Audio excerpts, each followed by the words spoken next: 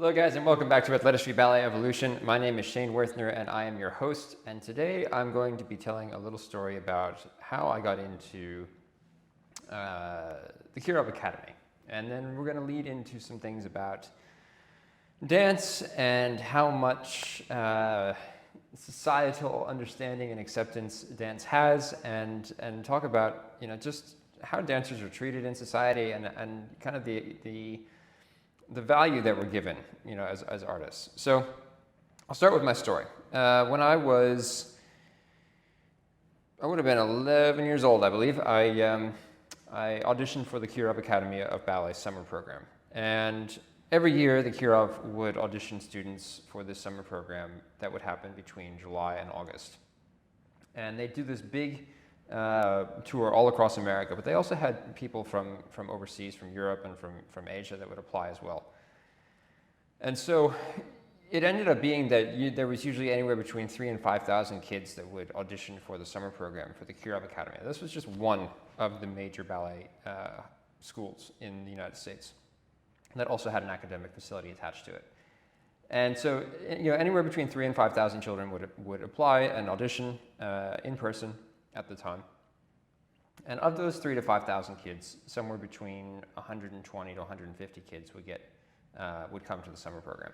So I don't know how many offers would be given, but generally it was somewhere around 150 kids that would come to the summer program. So from 5,000 down to 150, right? Now, of the amount of kids that would get into the summer program, only a small amount would get into the year-round program. So if you were offered a year-round position with the school, meaning that you would come back in September and you would go to the school there and potentially board at the school, do your academics and ballet at that school, it was usually somewhere between 5 and 10 kids maximum that would get offers to go to the year-round program. Now, in the time that I was at Kirov, so from end of 1999 until 2005, there were really no more than 75 kids in the entire school. And this ranged from 6th grade all the way through to 12th grade. Boys, I think we only ever had something like 15 boys maximum in the school. Maybe the largest year was 20. But generally speaking, it was not a lot of boys, and the girls made up the rest. So somewhere between 40 to 50 girls in the school. So imagine that every year, taking from 5,000 hopeful applicants all the way down to 3 or 4, maybe 10 maximum, and maybe 3 or 4 that would get in, and then graduating class. The graduating classes at the school were usually very small. You usually had anywhere between 10 to 15. In my year of graduating, I think at the time was the largest graduating class the school had ever had in 2004, and we had 18 people graduate from the school. So it's a very, I say all this, like the reason why I put all this out there and why I'm telling this story is because dance is a very,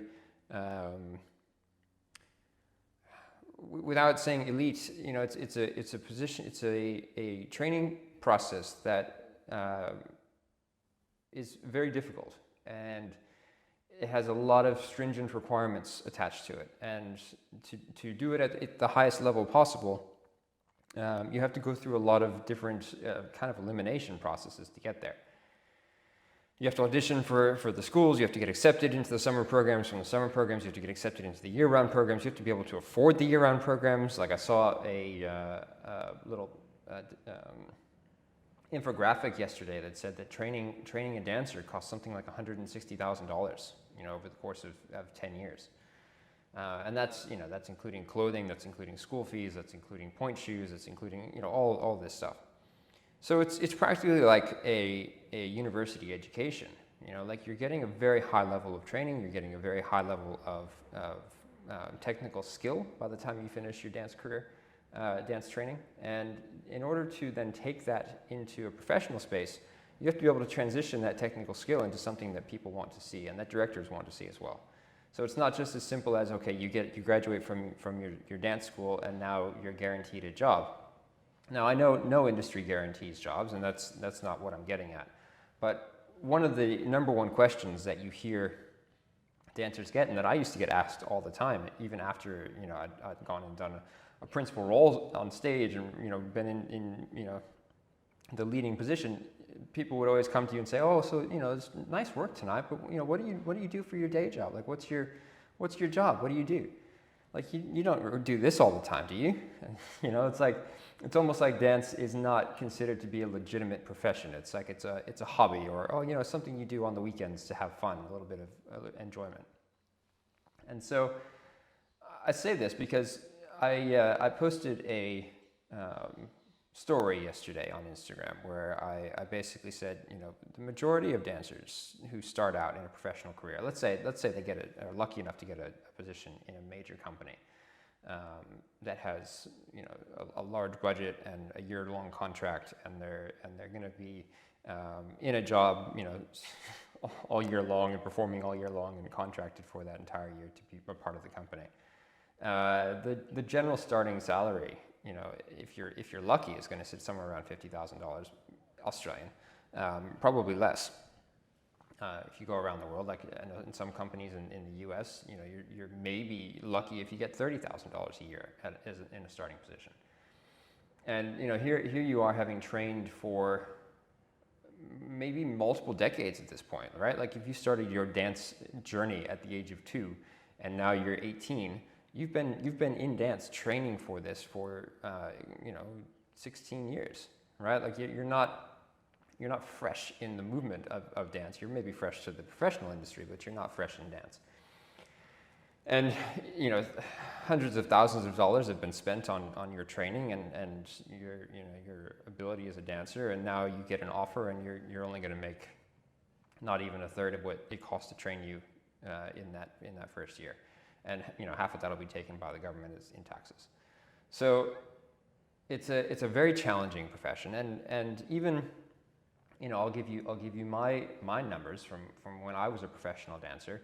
When I started dancing with the Vienna State Opera, I think I made something like €1,500 a month. Now, that was before taxes were taken out, and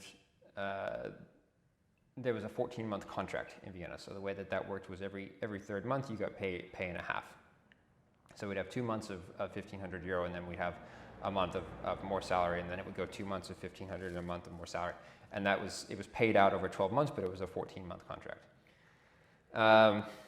And then, over the time that I was there, I think my highest salary with the Vienna State Opera was like €2,700 a month. So not heaps of money, like, we're not looking at $100,000, $200,000 euro a year. We were looking at under €60,000 a year as a soloist with the Vienna State Opera. And so, coming to San Francisco, which was actually my highest paid position ever in my entire career, as a soloist, I maxed at $83,000 US dollars per year, which, after taxes, I think I saw $62,000 a year or something like that, living in San Francisco. So, I was lucky that, my partner at the time, my wife now, was there with me, also making $70,000 a year as a top-level core dancer, right? Like, you think about that, and sure, we lived comfortably, but we were not wealthy as dancers. And then transitioning from there to Queensland Ballet, when I started with Queensland Ballet in 2014 as a soloist, my salary was 55,000 Australian dollars. Now, that went up considerably over the time that I was there, and they did do a lot to improve the dancers' salaries in the time that I was there, but it was not ever a lot of money. And I'm not saying that money buys you health, and I think there's this, this mentality that especially from companies, we'll just pay you a little bit more and you can do more work and all this stuff. But if we look at any other performing arts outside of ballet generally tends to be the lowest paid. Now, I'm sure that there are going to be some in some industries that are not paid as well, but generally speaking, ballet dancers are not well paid. And we are looked at as kind of the lowest on the totem pole. Like, even the way that people respond to us as artists, it's like, oh yeah, they're ballet. Oh, what do you do? Again, that question, what do you do for a day job, right? And so I kind of look at it and I think, what do we do? What do we do to change this? How do we evolve the acceptance of dancers? How do we make dancers more culturally viable? Because I'm sure that there was a time when dancers were more accepted, when they were more respected in their art. But I also think it's a problem when companies pay their marketing departments and their health departments and their HR departments and all of these different sections of their business more money than the dancers that are there. Because I don't know any other profession that trains 6-7 hours a day diligently for 10 years before they can become a professional dancer. And then on top of that, continues to train in their art form. So it's not like we just, okay, now I'm a professional, now I can go and work. It's a daily work. Like we're in class every morning in the studio from 9 o'clock in the morning, usually until 6 or 7:30 at night, rehearsing, perfecting our techniques, working with choreographers, performing multiple times and in multiple locations. And look, that's not to say that there are not dancers who do very well, who are very successful, who make lots of money and have very wide-ranging careers, but they are the few and far between. And in comparison, again, taking it back to those original numbers, that's like the 1% of the 1% of the 1% who auditioned for the schools, right? Who maybe made it into the school. So, I think there has to be an adjustment. There has to be a change, and we can't start this adjustment and change without talking about it first. And everybody is so afraid to talk about how dancers are paid and how dancers are treated, and the contracts that dancers are given. And I don't know if it's to protect those who are giving them. I don't know if it's to protect the way that the companies run, because the companies would prefer to put more money into the productions, or if they would prefer to pay the choreographers more, if they would prefer to pay their directors more. I know that directors of companies, artistic directors of companies, are very well compensated, with many of them making more than $200,000 or $300,000 a year. Some of them making much more than $500,000 a year, depending on the company. So, and that's not to say that they don't deserve it. They have to work very hard, but the dancers also deserve to have more than poverty level salaries for the work that they put in, for the challenges that they are put through, for the stresses that they have to deal with, for the level of performance that they are expected to continue to perform at. And if they don't have the finances to feed themselves, and they don't have the finances to take care of their fitness, and they don't have the finances to take care of their well-being, especially in the United States, if they don't have health insurance because they can't afford it, how are they going to take care of themselves? How are they going to handle their medical bills if they get injured? And so, all of this stuff is challenging, and it puts a massive challenge on the artists to figure out how to sustain themselves, and especially post-COVID, when everybody is struggling financially, it puts a massive challenge on the arts and the dance world. And so I think the discussion has to start. It's why I'm recording this podcast. It's why I am telling my story, my financial element, where I came from, how things worked for me financially as a dancer, because I think it is important to get the information out there. And I had many people respond to the story that I put up saying, yes, this, but how do we change it? We need to start to talk about what dancers experience. We need to talk about the challenges and the training that they go through. So to give you an example of what my time was at Kirov, we would start in the morning at 7 o'clock in the morning. That was the start of school. And school would usually go for 2 hours. So we'd have from 7 in the morning until 9 o'clock in the morning, academic school. And then from there, we would go into ballet, usually from 9:30 until 1:30. So we'd have ballet, and ballet could include just technique class. It could include repertoire. Usually partnering and character were separate, so they were other classes. But from that 9:30 to 1:30, it was us with our teacher day in, day out. So from Monday through Saturday, we had those ballet classes. And then when we finished ballet, we'd go to lunch. We had about 40 minutes for lunch, and then we'd go back into academic classes, and we would do academics until 4:30 or 5:30 in the afternoon. And then potentially we would have a character or a partnering class, and we'd finish at 7. And then we'd drag ourselves either back up to our rooms if we lived at school, or into the car to go home, have dinner, do our homework, go to bed by 11 o'clock at night, and get up at 5 in the morning to start the whole day all over again. And that was 6 days a week, like I said, Monday through Saturday. And the school year ran from September until end of May.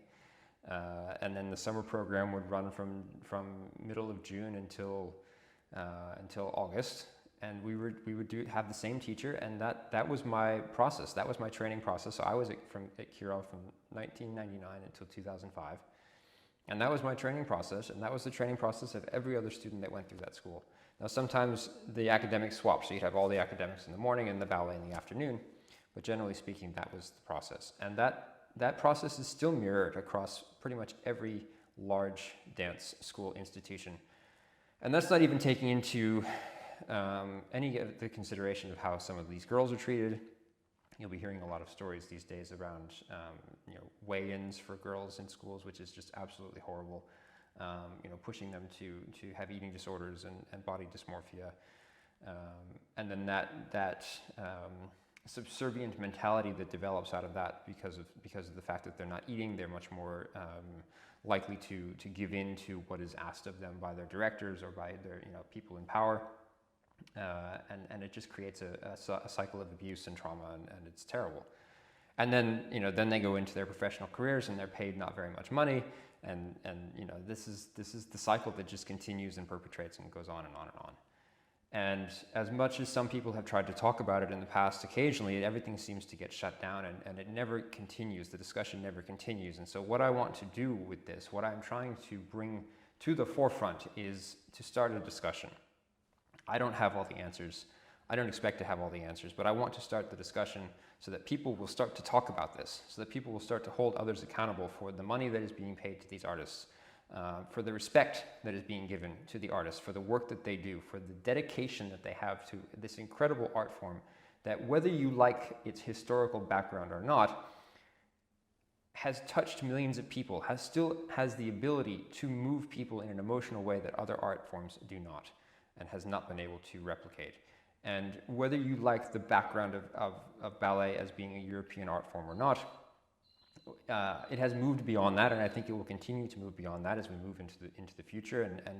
As a culture and a society, we develop new stories and new ways of working, like I talked about in the last episode, new ways of working that tell the stories of those who haven't been told yet. And there are going to be new artists who have to come forward to tell those stories. It's not just going to be what has been before. We have to obviously acknowledge the history. We have to use the history that we come from, but then develop a new story and a new way of progressing forward. And so that's the next step. That's the next way that we have to go forward as artists, but also as custodians of what we do as artists. This is not just up to me. This is up to all of those who are out there who should be fighting for better circumstances for dancers, for more of thorough training for dancers, not just in dance, but in understanding their bodies and understanding their mental well-being, and helping them to understand sports science so that they can take care of themselves, in understanding anatomy. In training dancers, we're not just training them to do what they have to do on stage, the technical skills. We also have to train them to be well-rounded human beings, because when the career eventually ends and they haven't made enough money to save anything over the course of maybe the 5 to 10 years that they've been able to have a professional career, they then have to be able to transfer into something else. And there are some companies that do this very well, that have university connections, that like San Francisco Ballet was fantastic with this, where they helped the dancers to get a Bachelor of the Arts by the time they finished their time in the company, and it usually took somewhere between 10 and 12 years, but they would go on Sunday, they do their schoolwork from January until May, and then they come back in the new year and start their new rep, right? And every year they push that a little bit farther, and they'd eventually graduate from university with a degree. But many dancers don't have degrees, because what ends up happening is there's this expectation that you'll go from high school straight into dance, that you've trained for your career, you've trained for your profession, which is going to be a ballet dancer, and at 18 you're thrust into the professional world. You've had your 5 to 10 years of training that is necessary to get you there. You have your professional career, and then at the age of 30 you're deemed to be too old or not what they're looking for anymore, and you either have to hang up your shoes or figure something else out or teach, right? And so then we end up with potentially those who have had a difficult time in a dance career taking their trauma and passing it on to the next generation, and that's not right either. We have to help those who are moving from dance career to post-dance career to transition properly. And this is something that is also very difficult because, again, the funding isn't there. The money is not being developed for those artists to transition from one to the other. So, I think the next step is to start to have this conversation outside of dance, because I think there's a misperception that dancers are well paid because we take care of our bodies, we dress well because we are always on performance, we are always performing a role for society.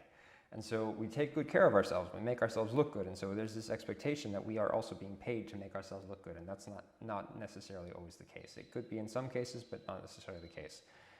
And so I think if we could at least take the company salaries of dancers and make them higher and help these dancers to be able to understand that it's not going to be a lifelong career, that the most they're going to get out of it, if they're lucky and they are able to stay healthy and keep themselves dancing, is 22, 23 years, right? Like, it's not going to be more than that. And then in their early 40s, they've got to figure out a new career. They've got to figure out a new place to go with that. And either they're going to move into a directorship or run a company or run a school, or they're going to have to transition into something completely different. And retraining in your 40s is not easy to do. So yeah, that's the discussion, guys. I think we have to start this discussion. We have to have more conversations about this discussion. And I want to help to lead this into the next era, to help dancers to become better compensated, to learn more about their bodies and their minds, and further their understanding of life in general, without dance just being a means to an end, which is not a very large means anyway. So here we are. Let's have the discussion. Let's continue to evolve. This has been Athletistry Ballet Evolution. Thank you, guys. I'll see you on the next episode.